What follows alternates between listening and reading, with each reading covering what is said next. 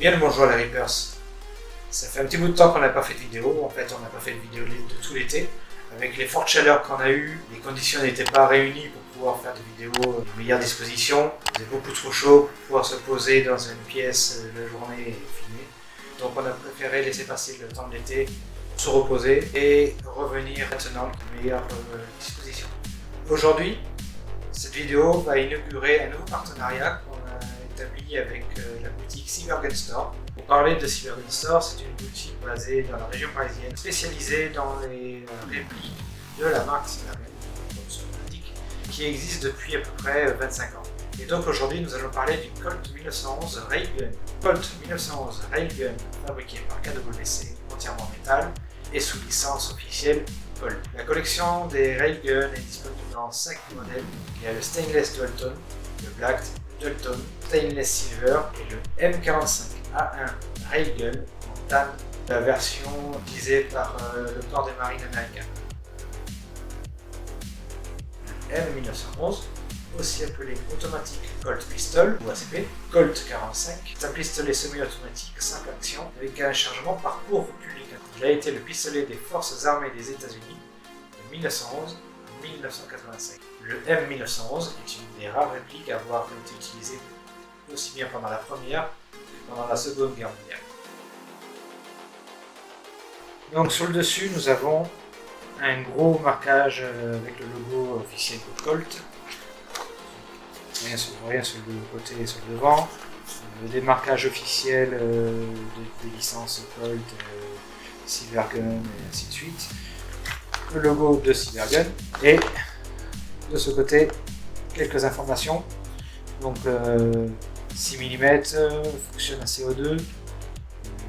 C'est une réplique blowback, full metal.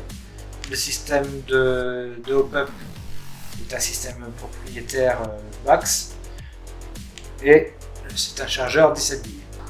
Ici, nous avons les FPS que fait cette réplique pour les USA et pour l'Union Européenne.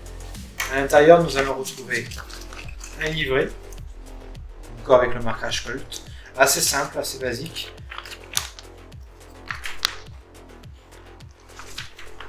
Sur lequel nous allons avoir des photos de couleurs très claires sur le fonctionnement de la réplique. Ce manuel est en français, en anglais et en espagnol. À l'intérieur, nous retrouvons la réplique. Alors, pour l'histoire, ces plaquettes ne sont pas les plaquettes d'origine. Je les ai changées, j'en parlerai plus en détail à la fin de la vidéo. Un adaptateur 8 mm, 14 mm pour connecter un silencieux ou un traceur. Une clé Allen pour démonter et monter la cartouche de CO2 et un sachet de vide. Donc cette réplique est une réplique en version bicolore pourvue d'une culasse noire avec les côtés en argent poli qui donne un effet un peu aluminium brossé, métal brossé et d'un revêtement Cerakote. Le Cerakote est un revêtement de haute qualité contre l'usure de la peinture. Le lower, lui, est de couleur noir mat. Pour en revenir sur les plaquettes, à l'origine, elles sont en plastique en ABS d'une teinte noire avec des reflets verts. Concernant les marquages, on peut distinguer des marquages sur la culasse qui sont gravés et non peints, vraiment une gravure profonde sur la culasse. Ce sont les marquages qui sont identiques au marquage officiel, donc le Colt Railgun, gouvernement de modèle Colt automatique calibre 45, le logo Colt qui est bien placé à l'arrière. Sur le lower, on va retrouver le petit F qui est la norme officielle pour la vente de répliques en Allemagne, un numéro de série qui est unique, calibre 6 mm et made in Taiwan. Ce Colt 1911 est donc une réplique entièrement conçue en métal. On peut voir qu'il n'y a pas de marquage sur le panneau externe. On aurait bien aimé un petit 45 ACP écrit dessus. Cette réplique est une réplique qui pèse 980 grammes comparé à l'arme réelle qui elle pèse 1,105 kg, magasin compris, n'est pas très loin du poids au réel. Cette réplique pèse son poids, surtout une fois qu'on y met la cartouche de CO2, le poids est vraiment correct. La longueur est de 22 cm et à l'intérieur on retrouve un canon de 6,10. La gâchette est en métal, elle est percée. On va retrouver à l'avant de la gâchette un trou qui sert pour l'over travel, le réglage de la course de la détente, mais ici il se trouve juste décoratif. Sur la culasse, on va retrouver des stries à l'avant et à l'arrière qui sont très profondes et permettent une bonne prise en main, même avec des gants. De ce côté, nous allons donc retrouver l'arrêtoir de culasse en métal, qui est un arrêtoir standard 1911. Une sécurité qui est ambidextre, avec ici un petit point rouge qui n'est pas réaliste mais qui reste discret. Donc très facile à prendre en main. En dessous, on retrouve une attache pour une dragonne. Concernant le chargeur, il est entièrement en métal. Pour charger les billes, il suffit d'attraper le petit auto ici avec l'ongle. On le descend le plus bas possible et on charge ici. Vous voyez, c'est un petit peu plus large au niveau de l'ouverture. Le chargeur peut contenir 17 billes, mais mon conseil serait de n'en mettre que 16 parce que le petit auto en question a tendance, lorsqu'il est à ce niveau-là, sortir de son conduit. Donc faites-y attention et si jamais vous renfoncez pour éviter que le tuteur soit trop bas et sorte de son guide. La queue de castor est un peu souple mais fonctionne parfaitement. Concernant les organes de visée, ce sont des organes de visée standard de type Novak. Ils sont fixes. On va retrouver à l'arrière 2 points blancs et à l'avant un point blanc. Le marteau a 3 positions. Percussion, position intermédiaire et à l'armée. Dessus on constate qu'il y a des stries qui permettent une meilleure accroche pour le doigt. À l'avant, on va retrouver un pas de vis qui est de 8 mm horaire. On va pouvoir venir y attacher un adaptateur 14 mm anti-horaire. Et dessus, on pourra donc venir y mettre par exemple un traceur ou un silencieux.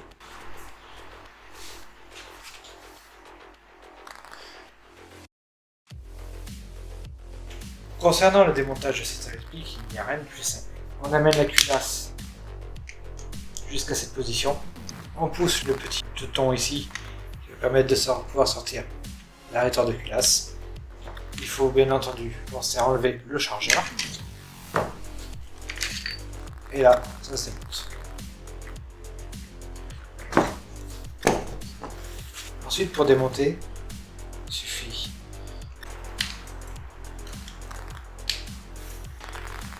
de sortir la tige guide et son ressort de récupérateur. On récupère ce petit embout. On tourne ici. Et on peut sortir le canon avec le ressort du canon.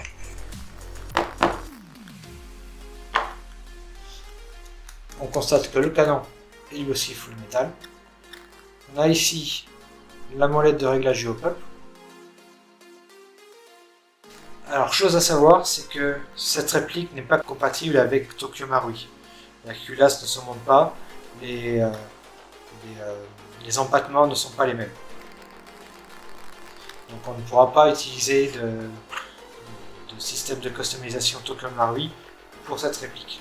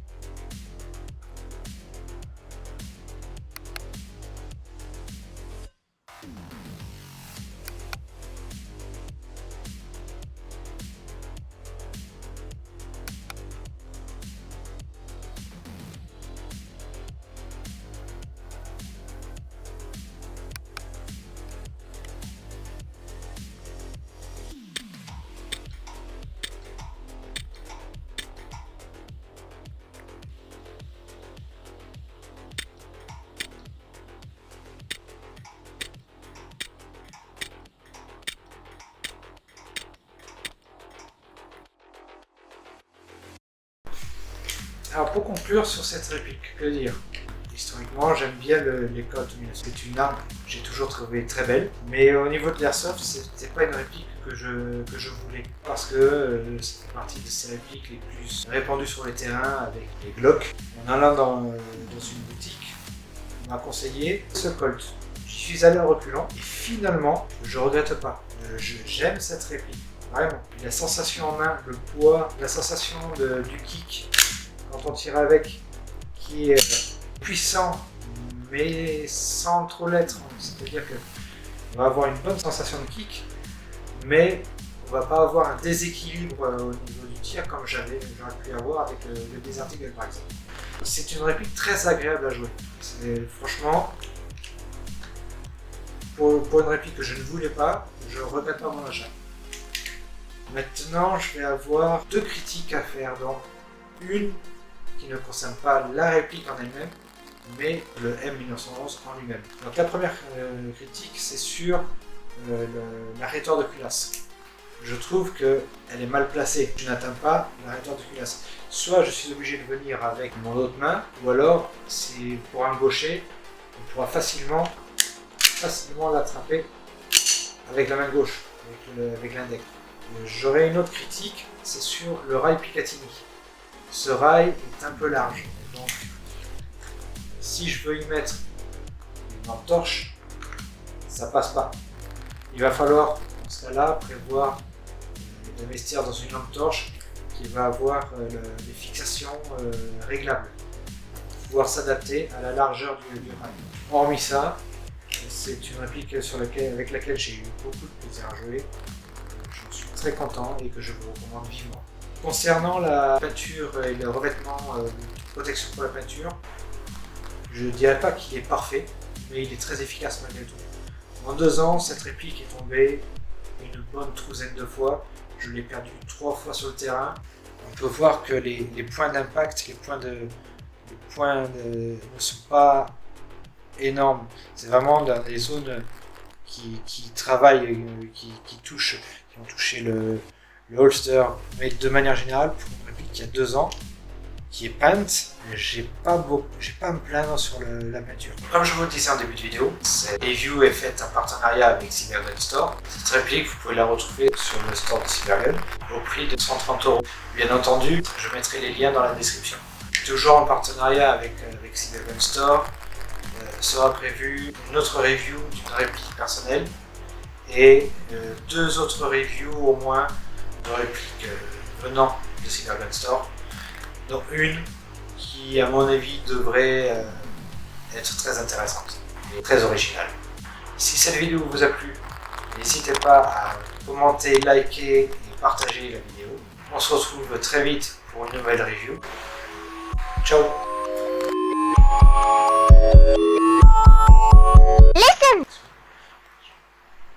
Le M1911, aussi appelé... Oh putain, j'ai une mémoire de merde. Le M1911, aussi appelé Automatic Call. Putain, mais c'est facile. Automatic Call Pistol.